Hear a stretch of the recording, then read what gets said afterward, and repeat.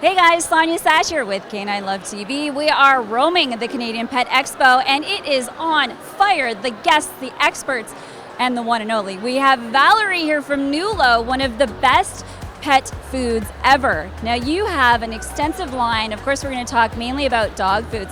But before we do that, you have a variety of athletes who sponsor your product. Can you maybe tell me who they are and why? Yes. We have about 26 and growing Olympic and elite athletes that promote Nulo brand pet foods across North America. We actually have some that are Canadian. We have Caitlin Osmond, who's an Olympic gold medalist figure skater, as well as Camille LeBlanc-Bazinet, who's a CrossFit champion.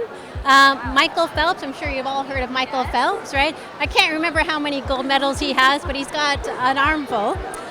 He actually loves our company so much, he invests in our company as well. So, yeah, absolutely. Now, what is it about the company and the product or the quality that draws these athletes and just people in general to your products? Yeah. So we're independently owned. Michael Landis started Nulo Pet Foods back in 2009. Our nutritional platform is we're high in meat inclusion.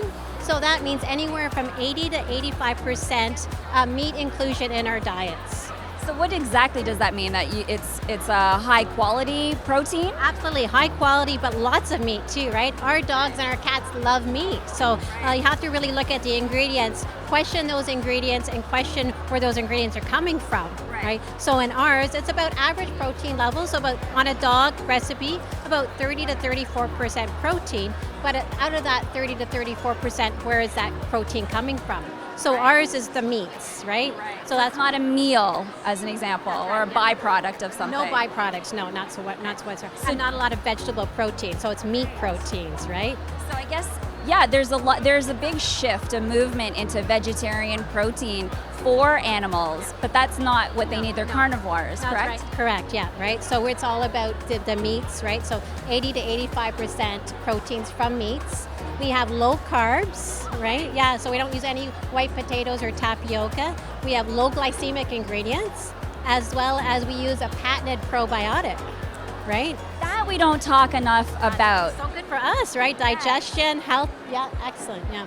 So I guess you have an extensive research and development department, obviously. Yeah, we do, yeah. Michael's definitely led that, right? It's his company, he started it. He is an Olympic athlete, an elite All-American swimmer, right? Wow. He swims every day, but he knows how important good nutrition is to our bodies and how important it is for our fur babies. Right? Now, does every what's nutritionally sound for people the same as what it would be for a dog, let's say? Very much so, very much, right? So that's where our Olympic athletes and our brand ambassadors on that side is that they know how important it is for their bodies, right? And how important it is to live.